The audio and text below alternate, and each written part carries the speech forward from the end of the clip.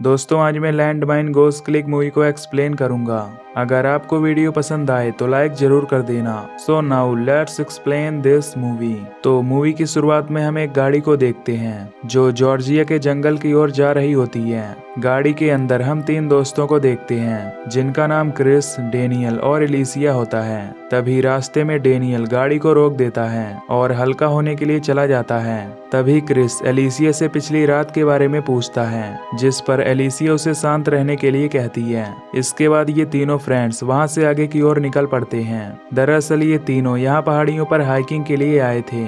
इसके बाद ये अपनी गाड़ी को वहीं पर रोक देते हैं और पैदल ही पहाड़ों की ओर निकल पड़ते हैं। तभी हमें पता चलता है कि डेनियल और एलिसिया दोनों एक दूसरे से प्यार करते हैं और उनकी जल्द ही शादी होने वाली है। खैर अब रात में सभी वहां आग जलाकर बैठ जाते हैं। तभी डेनियल क्रिस से पूछता है कि तुम इतने परेशान क्यों दिख रहे हो। इस पर क्रिस कहता है कि मैं एलिसिया को पसंद करता हूँ, पर एलिसिया तुम्हें पसंद करती है और तुम दोनों की जल्द ही शादी भी होने वाली है। ये सुनकर डेनियल कहता है कि हम दोनों तुम्हारे साथ हमेशा रहेंगे। फिर सभी लोग अपने टेंट में सोने के लिए चले जाते हैं। अगली सुबह जब इनकी आंखें खुलती हैं तभी क्रिस देखता है कि कोई अनजान आदमी इनके सामान से छेड़खानी कर रहा है। ये देखकर क्रिस उसके पास जाता है और उसे धक्का दे देता है। तभी वो आदमी क्रिस से कहता है कि वो डेनियल का फ्रेंड है और उसी ने उसे यहाँ बुलाया है, पर क्रिस को उसकी बातों पर यकीन नहीं होता।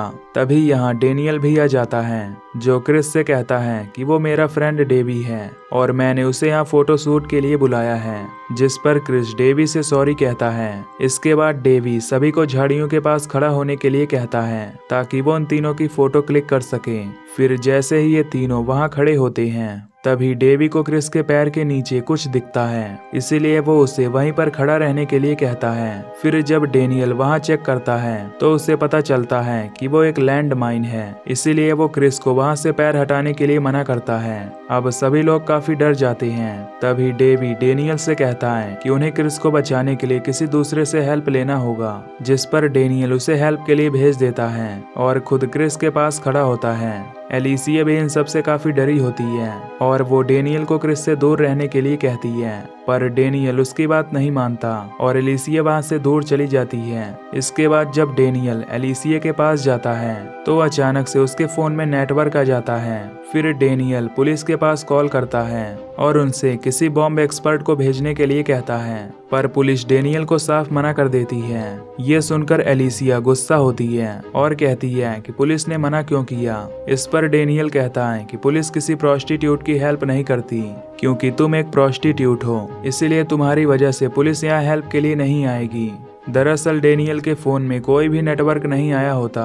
उसने पुलिस को झूठा कॉल इसीलिए लगाया था क्योंकि वो एलिसिया को प्रोस्टिट्यूट कहना चाहता था, क्योंकि क्रिस एलिसिया से ही प्यार करता था और एलिसिया उसके साथ इंटीमेट भी हुई थी। और इस बात का पता जब डेनियल को लगा तब उसने इन दोनों के बारे में जानने के लिए ये ट्रिप प्लान किया और क्रिस के पैर के नीचे एक लैंड माइन लगवा दिया ताकि वो इन दोनों से बदला ले सके। ये सब देखकर एलिसिया उससे सॉरी कहती है, पर वो उसकी एक भी बात नहीं मानता। इसके बाद डेनियल वहां छिपाए हुए एक बड़े से फावड़े को बाहर लाता है और एलिसिया को देकर कहता है कि सिर्फ तुम ही क्रिस की जान बचा सकती हो। इसके लिए तुम्हें यहाँ एक गड्ढा खोदना होगा जिसके अंदर कूदकर क्रिस अपनी जान बचा सकता है। खैर अब डेनियल लैंड माइन की पिन निकालकर उसे जंगल में फेंक देता है और अपना सामान लेकर यहाँ से जाने लगता है। एलिसिया उसे रोकने की कोशिश करती है, पर डेनियल उसकी बात नहीं मानता और वहां से चला जाता है क्योंकि आगे डेवी उसका वेट कर रहा था। फिर जब डेनियल उसके पास पहुंचता है तो वो दोनों यहाँ से जाने लगते हैं। इधर एलिसिया जंगल में जाकर उस लैंड माइन के पिन को ढूंढ लेती है और वापस से क्रिस के पास आकर उसे लैंड माइन में लगाने की कोशिश करती है, लेकिन वो पिन को नहीं लगा पाती, इसलिए उसे ना चाहते हुए भी वहाँ गड्ढा खोदना पड़ता है। तभी वहाँ पर एक शिकारी अपने कुत्ते के साथ आता है जो एलिसिया और क्रिस को वहाँ देखता है। तभी उसका डॉग एलिसिया पर अटैक करने की कोशिश करता है, पर वो शिकारी उसे रोक लेता है। इसके बाद वो इन दोनों को गन पॉइंट पर ले लेता है। ये देखकर एलिसिया उसे समझाने की कोशिश करती है कि क्रिस का पैर एक माइन पर है और अगर तुमने उसे कुछ भी किया तो यहाँ ब्लास्ट हो जाएगा। ये सब बातें सुनकर वो शिकारी एलिसिया पर विश्वास नहीं करता क्योंकि उसे लग रहा था कि ये लोग खूनी हैं जो यहाँ किसी का मर्डर करके आए हैं। पर एलिसिया के कई बार रिक्वेस्ट करने पर वो आदमी उसकी बात मान जाता है है। फिर एलिसिया उससे यहाँ एक गड्ढा खोदने के लिए कहती है। दरअसल इस शिकारी का नाम इल्या होता है, जो यहीं जंगल के पास के शहर में रहता है। खैर अब इल्या उससे कहता है कि तुम दोनों यहाँ कैसे फंसे,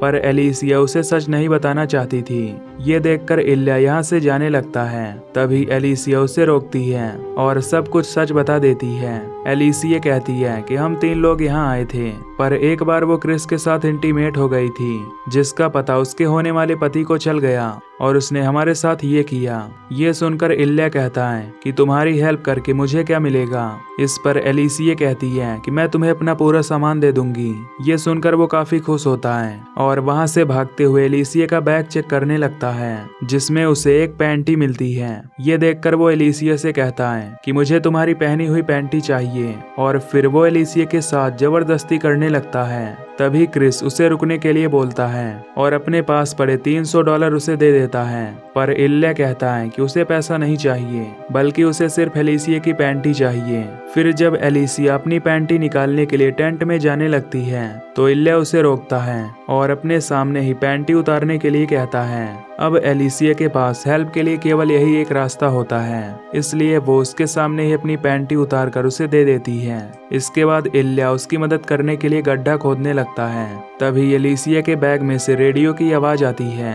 ये सुनकर एलिसिया इल्या से उसका रेडियो लाने के लिए कहती है, ताकि वो यहाँ किसी को हेल्प के लिए बुला सके। पर इल्या फिर से कहता है कि तुम्हें फोन देने पर मुझे क्या मिलेगा।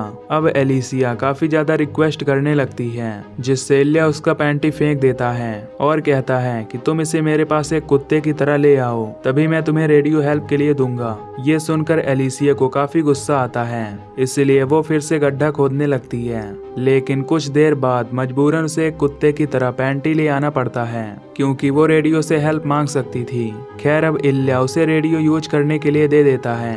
इसके बाद एलिसिया इमरजेंसी नंबर पर कॉल करके हेल्प मांगने लगती है, पर उस ऑफिसर को इंग्लिश नहीं आती थी, क्योंकि वो केवल जॉर्जियन लैंग्वेज ही समझता था।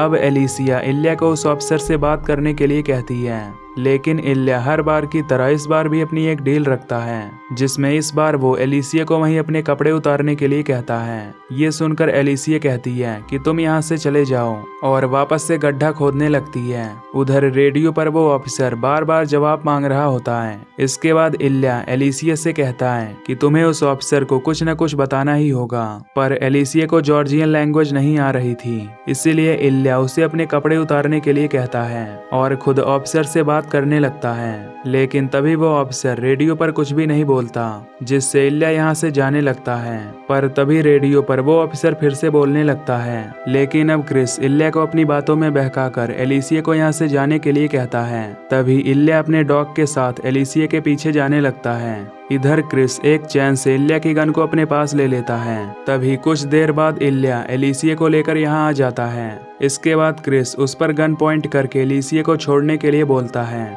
लेकिन वो उसे नहीं छोड़ता और इस बार वो एलिसिया के साथ रेप करने लगता है। क्रिस ये सब देखकर भी उसे सूट नहीं कर पाता, क्योंकि उसका निशाना सटीक नहीं होता। फिर जैसे ही वो इल्या पर गोली चलाने वाला होता, तभी इल्या का डॉग उसे धक्का देकर गड्ढे में गिरा देता है, जिससे क्रिस के गन से गोली चल जाती है और वो गोली एलिसिया को लग जाती है। फिर जब क्रिस को होश आता है, तो उसे पता चलता है कि एलिसिया मारी जा चुकी है और वो लैंड माइन नकली थी। इसके बाद हम कुछ महीनों बाद का सीन देखते हैं, जहां क्रिस एक फैमिली के पास जाकर उनसे कहता है कि वो एक टूरिस्ट है और वो यहाँ अपना रास्ता भूल चुका है। ये सुनकर उस घर की लेडी क्रिस से कहती है कि रुको, मैं तुम्हें इस जगह की मैप देती हूँ। अब मैप का प्रिंट लेने के लिए क्रिस घर के अंदर चला जाता है। तभी हमें पता चलता है कि ये फैमिली इल्या की है, जो उस समय बाहर किसी काम से गया था। अब मैप लेने के बाद क्रिस वहां से जाने लगता है कि तभी वो लेडी क्रिस को लंच ऑफर करती है। उस लेडी की बात सुनकर वो उनके साथ लंच करने के लिए बैठ जाता है। तभी वहां इल्या भी आ जाता है, जो क्रिस को देखकर काफी हैरान हो जाता है। इल्या क्रिस को तुरंत यहाँ से बाहर जाने के लिए कहता है। ये सब देखकर इल्या की वाइफ और बेटी को कुछ भी समझ नहीं आता। फिर इल्या क्रिस को गाड़ी से बाहर छोड़ने का बहाना बनाकर यहाँ से बाहर ले जाता है। बाहर आने के बाद इल्या क्रिस से रिक्वेस्ट करता है कि प्लीज प्लीज तुम मेरी फैमिली को छोड़कर यहाँ से चले जाओ, क्योंकि मैं अपनी फैमिली को नहीं खोना चाहता।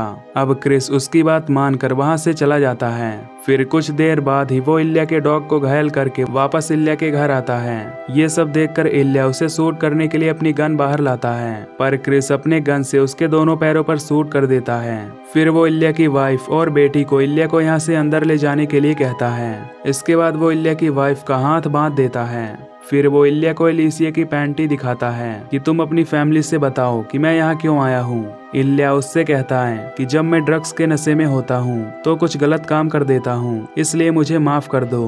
अब इल्या ने जैसे एलिसिया के साथ किया था ठीक वैसे ही क्रिस इल्या की वाइफ और बेटी के साथ करता है। इसके बाद वो अपने गन में एक गोली भरकर इल्या की बेटी को अपने कपड़े उतारने के लिए कहता है। फिर इल्या की बेटी धीरे धीरे अपने कपड़े उतारने लगती है और क्रिस उसे शूट करके मार देता है। अब ये सब देखकर क्रिस को अपने ऊपर गुस्सा आता है कि उसने गुस्से में आकर इल्या की फैमिली को मार दिया, और ये मूवी यहीं पर एंड हो जाती है। तो दोस्तों, अगर आपको ये एक्सप्लेनेशन पसंद आई हो तो वीडियो को लाइक और चैनल को सब्सक्राइब कर देना। बाकी मैं मिलूंगा आपसे न्यू वीडियो में। Till then take care, love you, bye bye.